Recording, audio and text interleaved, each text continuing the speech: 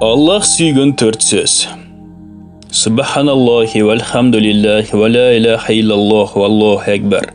Котормысы: Аллах кемшілдіктерден таза, мақтауға тиішті, андан башқа құдай жоқ. Аллах ұлық. Алла Таалаға ең сүйікті төрт сөз ушылар.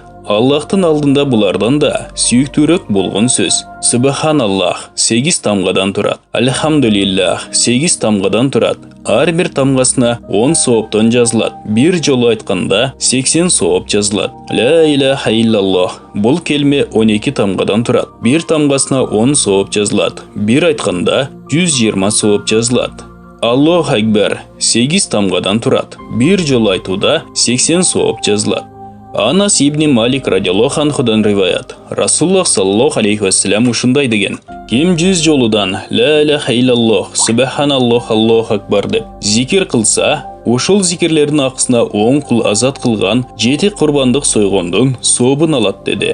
Бұл төрт сөз жөнінде пайғамбарымыз саллаллаху алейхи вассалам ушындай деген: әрбір таспих, такбир, тахмид, тахлилге садақаның собы жазылады. Таспих субханаллах, такбир Аллаху акбар, тахмид альхамдулиллах, тахлил ла иляха иллаллах. Расуллах саллаллаху алейхи вассалам түбелікту қалучы салих амалдарды қылғыла деп айтқанда, сахабалар алар қайсылар деп сұрашты.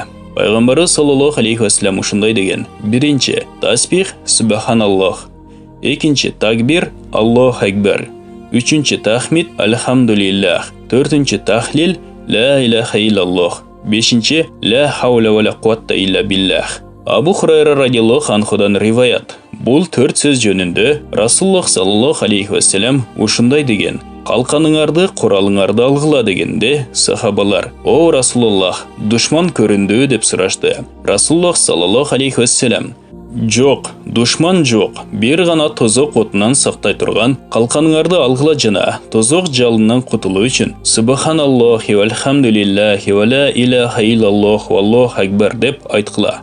Себеби бұл улуу сөздер қиямат күнінде силердің алдыңардан, артыңардан, жаныңардан силерді сақтаучы, қорғаучы қалқан болады. Жана бұлар түбелік қалаучы салих амалдар сооптардан болады деді. Пайғамбары саллаллаху алейхи вассалам жалбырақтары құрып қалған бір дарақтың жанына жақындап аны ұрып, көп жіберделі, дарақтың жалбырақтары төгілді. Ошонда Расуллах саллаллаху алейхи вассалам айтты: шек күмәнсіз, ошол дарақтың жалбырағы төгілген сияқты субханаллахи вальхамдулиллах ла иляха иллаллах валлаху акбар деп айту менен пенделердің да күнәлері төгілет деді. Абу Хурайра радиаллаху анхудан риваят. Расуллах саллаллаху алейхи вассалам ушындай деген: субханаллах вальхамдулиллахи ва ла иляха иллаллах валлаху акбар деп айту мен үшін үстіме түшіп тұрған дүйнеден да сүйіктірек. Демек, дүйнедегі барлық нәрселерден сүйікті. Муслим, Тирмизи. Башқа бір риваятта ла хаула ва ла қуатта илля биллах келмесі да қошылып айтылады. Анда пайғамбары саллаллаху алейхи вассалам бұл сөздер дүйне жана андағы барлық нәрседен сүйіктірек деген.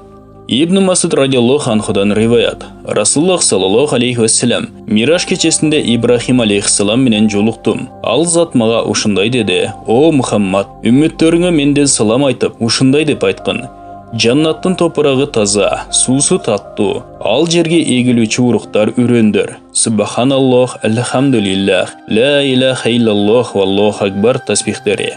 Пайгамбары саллаллаху алейхи вассалам ушундай деген: силерге таспих, тахлил, такбир айтууну осуят кылам. Буларды айтканыңарда бармактарыңар менен санап айткыла. Себеби бармактар кыямат күнү эмнени жасагандыгы жөнүндө сурак жооп алынып сүйлөп тирилет. Тирмизи, Абу Дауд. Нуман ибн Баширден риваят кылынган: Аллах үчүн айтылган таспих, такбир, тахмидтер арынын үнү сыяктуу зыңылдап, арштын айланасында айланышат. Башкача айтканда ушул зикирди айткан пендени эстетишет. Ибн Маджа жана Хаким. Абу Дарда радиаллаху анхудан риваят. Расуллах саллаллаху алейхи вассалам: о Абу Дарда, ушундай дуа кыл деп айткан: субханаллахи вальхамдулиллахи ва ла иляха иллаллах валлаху акбар.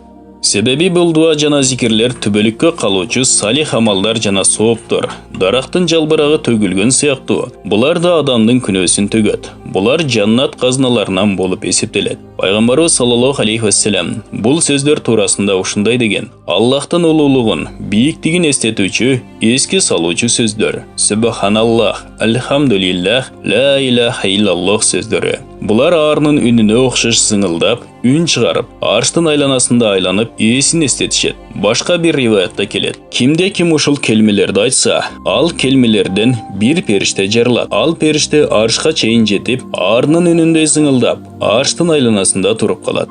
Аллахтын аршыны көтөрүп туруучу периштелер ал периштеге үнүңдү жаппайсыңбы деп айтышканда, ал периште айтат: ушул келмени айткан пендесинин күнөөсүн Аллах кечирмейинче мен оозумду жаппаймын дейт. Ошондо Алла Таала ал сөздөрдү мен үчүн айткан пендемдин күнөөсүн кечирдим дейт. Анан периште зыңылдаганын токтотот. Бул баян ыйык айлар жана кабыл болгон дуалар китебинен алынды. Урматтуу мусулман бир туугандар, биздин Икро медиа каналыбызга катталыңыздар.